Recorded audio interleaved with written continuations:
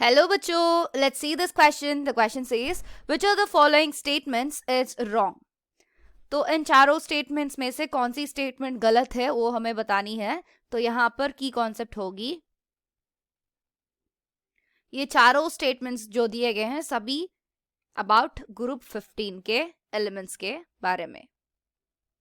तो यहाँ पर फर्स्ट स्टेटमेंट दी गई, single bond N is stronger than single P P bond.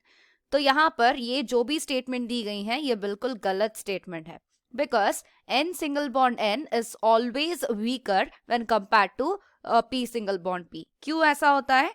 Because let's write down, N single bond N is weaker than p single bond p. This is because of high inter-electronic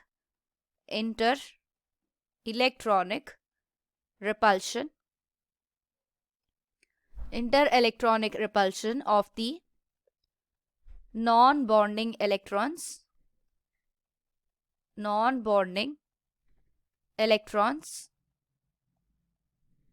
leading to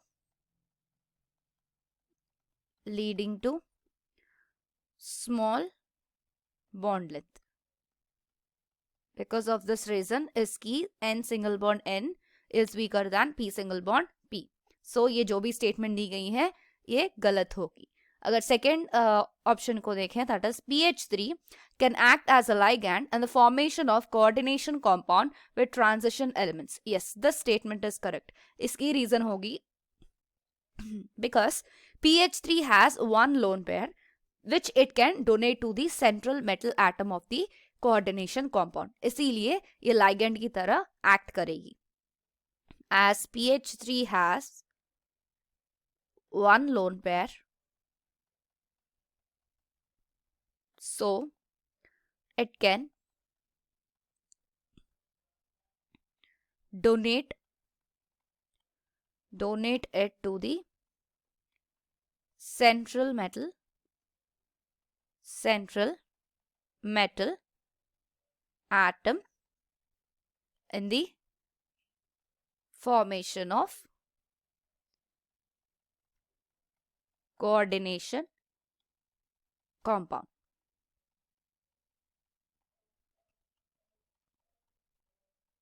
तो इसीलिए ये statement बिल्कुल सही होगी. अगर third statement को देखें, NO2 is paramagnetic in nature. Yes, ये भी स्टेटमेंट बिल्कुल सही है. NO2 is paramagnetic बिकॉज इसमें अनपेड इलेक्ट्रॉन्स प्रेजेंट होंगे, इसीलिए ये पैरामैग्नेटिक होगी. Because of NO2 is paramagnetic because of the presence of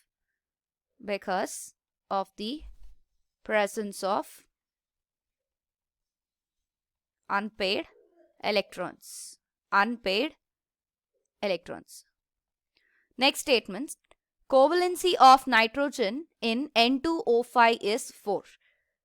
तो ये भी स्टेटमेंट बिल्कुल सही है, बिकॉज अगर N2O5 को देखें, इसकी structure, this is N double bond O और ये O माइनस, नाइट्रोजन पे होगी पॉजिटिव चार्ज, और ये नाइट्रोजन इस ऑक्सीजन के साथ, इस ऑक्सीजन दूसरी नाइट्रोजन के साथ कुछ ऐसी बॉन्ड बनाएगी, double bond O, and this is O minus, and nitrogen पे फिर से पॉजिटिव चार्ज.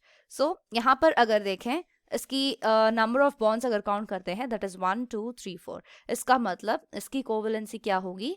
कोवलेंसी इस केस में 4 होती है. तो ये भी स्टेटमेंट बिल्कुल सही होगी.